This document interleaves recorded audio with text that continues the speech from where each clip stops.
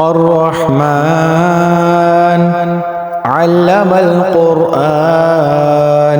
خلق الإنسان علمه البيان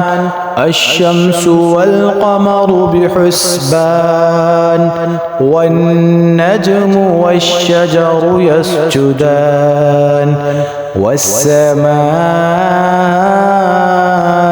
رفعها ووضع الميزان ألا تطغوا في الميزان وأقيموا الوزن بالقسط ولا تخسروا الميزان والأرض وضعها للأنام فيها فاكهة والنخل ذات الأكمام والحب ذو العصف والريحان فبأي آلاء ربكما تكذبان خلق الإنسان من صلصال كالفخار وخلق الجان من مارج من نار فبأي آلاء ربكما تكذبان رب المشرقين ورب المغربين فبأي آلاء ربكما تكذبان مرج البحرين يلتقيان بينهما برزخ لا يبغيان فبأي آلاء ربكما تكذبان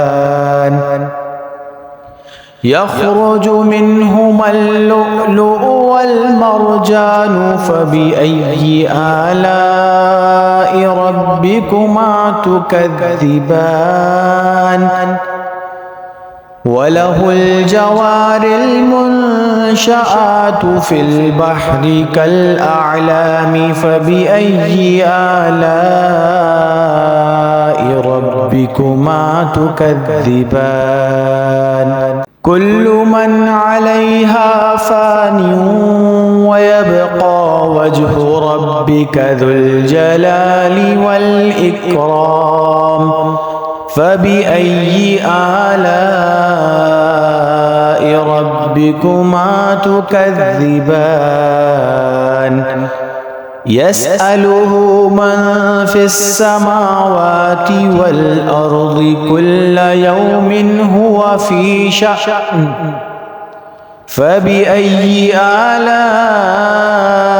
ربكما تكذبان سنفرغ لكم أيها الثقلان فبأي آلاء ربكما تكذبان يا معشر الجن والإنس إن استطعتم أن تنفذوا من أقطار السماوات والأرض فانفذوا لا تنفذون إلا بسلطان فبأي آلاء ربكما تكذبان يرسل عليكما شواظ من نار ونحاس فلا تنتصران فبأي آلاء ربكما تكذبان فإذا انشقت السماء فكانت وردة كالدهان فبأي آلاء ربكما تكذبان فيومئذ لا يسأل عن ذنبه إنس ولا جان فبأي آلاء ربكما تكذبان يعرف المجرمون بسيماهم فيؤخذ بالنواصي والأقدام فبأي آلاء ربكما تكذبان هذه جهنم التي يكذب بها المجرمون يطوفون بينها وبين حميم آن فبأي آلاء ربكما تكذبان ولمن خاف مقام ربه جنتان فبأي آلاء ربكما تكذبان ذواتا أفنان فبأي آلاء ربكما تكذبان فيهما عينان تجريان فبأي آلاء ربكما تكذبان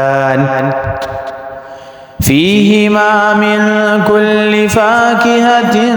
زوجان فبأي آلاء ربكما تكذبان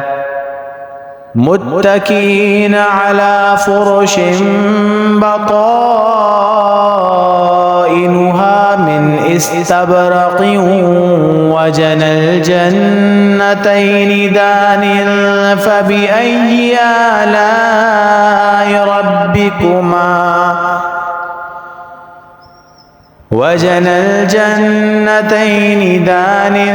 فبأي آلاء ربكما تكذبان فيهن قاصرات الطرف لم يطمثهن إنس قبلهم ولا جان